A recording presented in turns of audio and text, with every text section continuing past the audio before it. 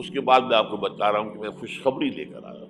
آپ نے اگر کہیں بینر وغیرہ دیکھے ہوں گے، اس میں موضوع میرا کیا ہے؟ بعثت محمدی علی صاحب الصلاۃ والسلام، ایک عالمی انقلاب، عالمی اسلامی انقلاب کا پیش خیمہ۔ خوشخبری یہ ہے ایک عالمی اسلامی انقلاب آ کر رہے گا، پوری دنیا پر اللہ کا دین غالب آ کر رہے گا۔ یہ خوشخبری، اس خوشخبری کے لیے ایک تو قرآن مجید کے اندر احساسات کیا ہے۔ قرآن مجید میں نے آپ کو آیات میں نے بتائی، دو باتیں واضح کرتا ہے۔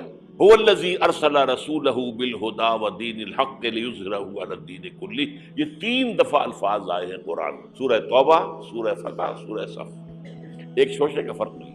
اور کسی رسول کے لیے یہ الفاظ نہیں آئے، یہ نوٹ کر لیجیے۔ میں شاید 2 سال پہلے یہاں آیا تھا تو میں نے تکمیل نبوت اور رسالت پر بات کی تھی۔ حضور پر نبوت صرف ختم نہیں ہوئی ہے، مکمل ہوئی ہے، اور آپ کی فضیلت کی بنیاد یہ ہے کہ مکمل ہوئی ہے۔ محض ختم نبوت میں فضیلت کا پہلو کون سا ہے؟ ایک چیز پہلے تھی اب نہیں ہے، فضیلت کا کی ہے، سوچ رہے ہیں؟ کامل ہوئی نبوت، کامل ہوئی رسالت، یہ تکمیل نبوت و رسالت، یہ اساس ہے فضیلت محمدی کی صلی اللہ علیہ وسلم۔ نبوت کا کمال کیا ہے؟ ہدایت کامل ہو گئی قرآن میں، اسی لیے اس کی حفاظت کا ذمہ اللہ نے لیا، تورات کا تو نہیں لیا۔ حالانکہ قرآن کہتا ہے انا انزلنا التوراۃ فیہا ھدی و نور، تورات بھی ہم نے نازل کی تھی، اس میں ہدایت بھی تھی، نور بھی تھا۔ ابھی ہدایت کامل نہیں تھی، ابھی انٹرم پیریڈ کے لیے ہدایات تھیں۔ یہ 10 کمانڈمنٹس، یہ مشہور ہے لفظ ہدایات۔ نمبر 2، دین حق غالب ہوا، کامل ہوا۔ الیوم اکملت لکم دینکم واتممت علیکم نعمتی ورضیت لکم الاسلام دینا۔ تکمیل ہدایت قرآن میں، تکمیل نظام حق دین حق میں، تکمیل رسالت آپ نے صرف دین حق کی تبلیغ نہیں کی، اس کو قائم کر کے دکھایا ہے۔ اور تکمیل رسالت آپ پہلے اور آخری رسول ہیں اللہ کے، جو پوری نوع انسانی کے لیے بھیجے گئے۔ پہلے ہر رسول اپنی قوم کی طرف آتا تھا، وَإِلَىٰ عَادٍ أَخَاهُمْ هُودًا وَإِلَىٰ ثَمُودَ أَخَاهُمْ صَالِحًا وَإِلَىٰ مَدْيَنَ أَخَاهُمْ شُعَيْبًا إِنَّا أَرْسَلْنَا نُوحًا إِلَىٰ قَوْمِهِ۔ حضرت مسیح بھی رسولاً إِلَىٰ بنی اسرائیل، پوری نوع انسانی کے لیے نہیں آئے تھے۔ واحد اللہ کے رسول پہلے اور آخری وہ محمد ہیں صلی اللہ علیہ وسلم، جو پوری نوع انسانی کے لیے بھیجے گئے۔ اس کے لیے میں نے آپ کو یہ 5 مقامات پر آیا قرآن میں، الفاظ مختلف ہیں۔ وہ بات وہ تینوں ایک جگہ پر ایک ہی الفاظ میں آئے ہیں، تین جگہ پر، یہ ذرا مختلف ہے۔ وَمَا أَرْسَلْنَاكَ إِلَّا كَافَّةً لِلنَّاسِ بَشِيرًا وَنَذِيرًا، ہم نے نہیں بھیجا ہے نبی آپ کو مگر تمام انسانوں کے لیے بشیر اور نذیر بنا کر۔ وَمَا أَرْسَلْنَاكَ إِلَّا رَحْمَةً لِلْعَالَمِينَ، اور نہیں بھیجا ہے آپ کو مگر تمام جہانوں کے لیے رحمت بنا کر۔ اور اے نبی کہہ دو یا ایھا الناس انی رسول اللہ الیکم جمیعا، میں تم سب کی طرف اللہ کا رسول بن کر آیا ہوں۔ وہ میں نے خطبہ سنایا، اس کے اندر بھی موجود ہے، پہلے دن سے موجود ہے، پہلے دن سے حضور پر بات واضح تھی۔ یہ آیت تو بعد میں نازل ہوئی ہے، واللہ الذی لا الہ الا ھو انی لرسول اللہ الیکم خاصۃ والی الناس کافۃ۔ اب نتیجہ نکالیے اس کا صغریٰ کبریٰ۔ حضور کو بھیجا دین کے غلبے کے لیے، بھیجا پوری نوع انسانی کے لیے، تو جب تک پوری نوع انسانی پر اللہ کا دین غالب نہ ہو، کیا حضور کا مقصد بعثت مکمل ہو گیا؟ جزیرہ نماء عرب پر اللہ کا دین غالب ہو گیا، عربوں کی حد تک دین کی تبلیغ مکمل ہو گئی۔ اگر تو آپ صرف عربوں کے لیے آئے ہوتے تو آپ کا کام پورا ہو گیا تھا۔ آپ آئے پوری نوع انسانی کے لیے، پوری دنیا کے لیے، تو پھر اقبال کے لفظ میں سنیے، وقت فرصت ہے کہاں، کام ابھی باقی ہے، نور توحید کا اتمام ابھی باقی ہے۔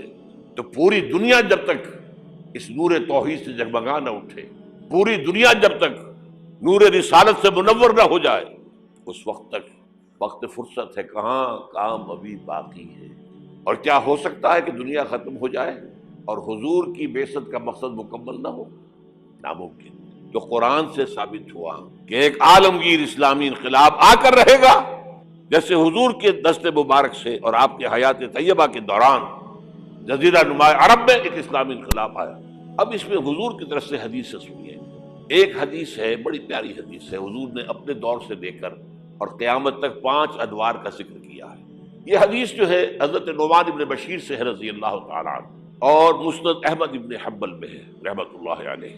حضرت نعمان ابن بشیر فرماتے حضور نے ارشاد فرمایا، تکون النبوۃ فیکم ما شاء اللہ ان تکون، لوگوں دیکھو نبوت تمہارے مابین رہے گی جب تک اللہ چاہے گا کہ رہے۔ ثم یرفع اللہ اذا شاء یرفعها، پھر جب اللہ چاہے گا اسے اٹھا لے گا. کیا مطلب؟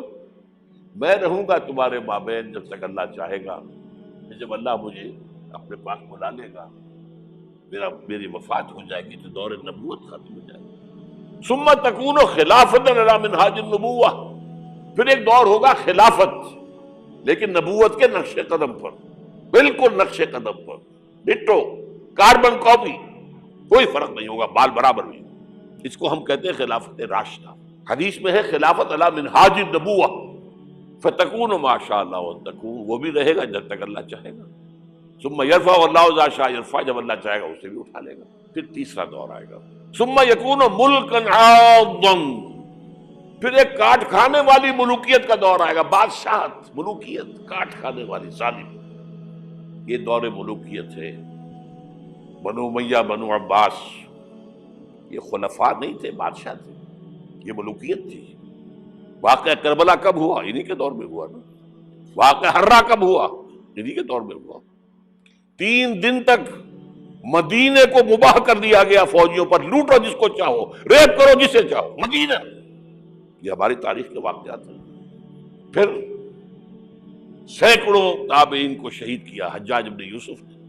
یہ ہماری تاریخ ہے کہ نہیں؟ حضور خبر دے رہے ہیں.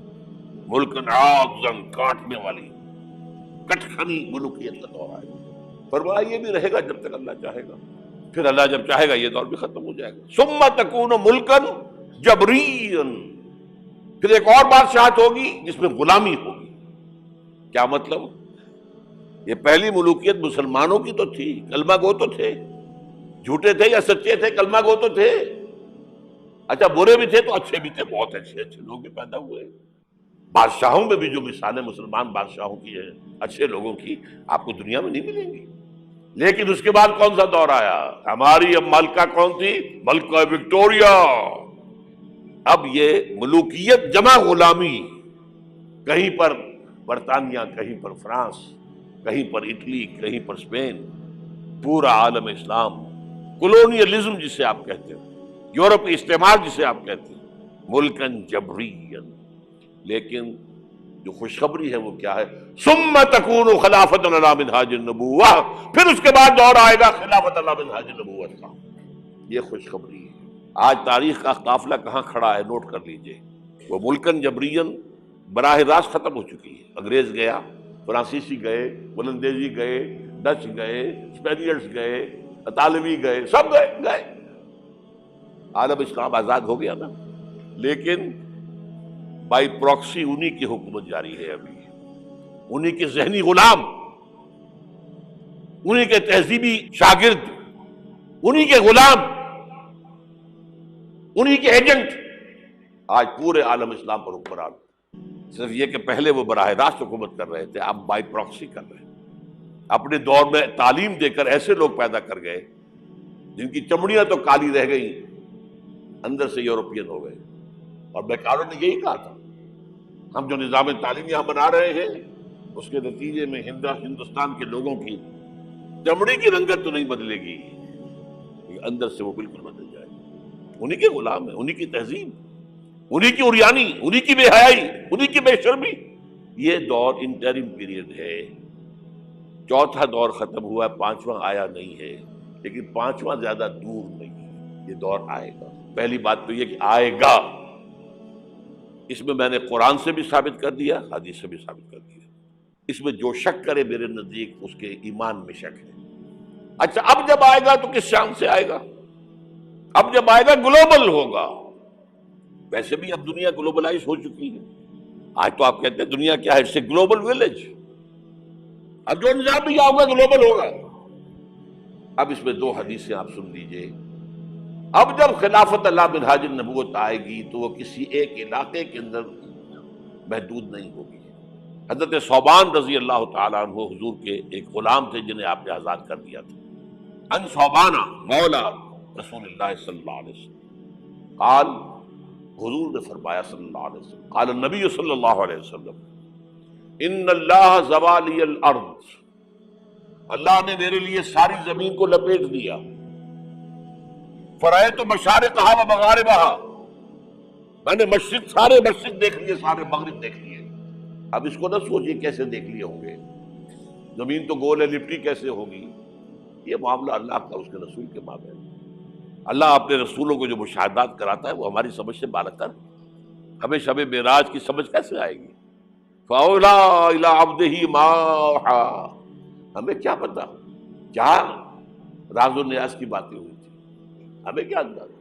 بہرحال حضور فرماتے ہیں ان اللہ زوالی الارض، زمین لپیٹ دی، فرأیت مشارقها ومغاربها، میں نے سارے مشرق دیکھ لیے، سارے مغرب دیکھ لیے، وَإِنَّ أُمَّتِي سَيَبْلُغُ مُلْكُهَا مَا زُوِّيَ لِي مِنْهَا، سنو میری امت کی حکومت ان تمام علاقوں پر قائم ہوگی جو مجھے زمین کو لپیٹ کر دکھا دیے گئے۔ کوئی شک ہے؟ اگر شک ہو تو اپنے ایمان کی خیر بنائیے۔ یہ روایت صحیح مسلم کی ہے، صحیحین کی روایت جو ہے وہ تو سب سے ٹاپ۔ دوسری حدیث مقداد ابن الاسود رضی اللہ تعالیٰ عنہ، وہ فرماتے ہیں کہ حضور نے فرمایا لا يبقى على ظهر الارض بيت وبر ولا بدر الا ادخله الله کلمۃ الاسلام، اس زمین پر نہ کوئی گھر بچے گا اینٹ گارے کا بنا ہوا، نہ کوئی خیمہ ہوگا جو بالوں کے کمبلوں سے بنا ہوا ہو، مگر یہ کہ اس میں اللہ کلمہ اسلام کو داخل کر کے رہے گا۔ بعز عزیز او ذل ذلیل، یا تو کسی باعزت کے اعزاز کے ساتھ، وہ ایمان خود قبول کرے گا، اسلام اس کے اندر داخل ہوگا، اس کا بھی اعزاز ہوگا۔ وَلِلَّهِ الْعِزَّةُ وَلِرَسُولِهِ وَلِلْمُؤْمِنِينَ وَلَٰكِنَّ الْمُنَافِقِينَ لَا يَعْلَمُونَ، اور جو نہیں اسلام قبول کرے گا اسے نیچے ہو کر رہنا پڑے گا۔ یؤتُوا الْجِزْیَۃَ عَن یَدٍ وَهُمْ صَاغِرُونَ، انہیں اسلام کی سپریمیسی قبول کرنی پڑے گی۔ کوئی گھر نہیں بچے گا جس میں کہ اللہ کا کلمہ داخل نہ ہو جائے۔ حضرت مقداد کہتے ہیں پھر میں نے اپنے دل میں کہا وَيَكُونُ الدِّينُ كُلُّهُ لِلَّهِ، یہ جو سورہ انفال میں الفاظ آئے ہیں دین کل کا کل اللہ کے لیے ہو جائے تب تو یہ ہو جائے گا۔ اس خوشخبری کو سامنے رکھیے، حضور کا مقصد بعثت غلبہ دین، بھیجا گیا پوری نوع انسانی کے لیے۔ تکمیل اس وقت ہوگی جب پورے عالم انسانیت پر دین کا غلبہ ہو جائے، جیسے 1400 برس قبل عرب میں ہو گیا، اور یہ ہو کر رہے گا۔ اس کی خبر 5 ادوار کے اعتبار سے حضور نے دے دی، اس کے گلوبل ہونے کی حضور نے 2 حدیثیں میں نے آپ کے سامنے رکھ دی، ہمیشہ کی وہ ہوگا۔ اور آج دنیا ادھر جا رہی ہے،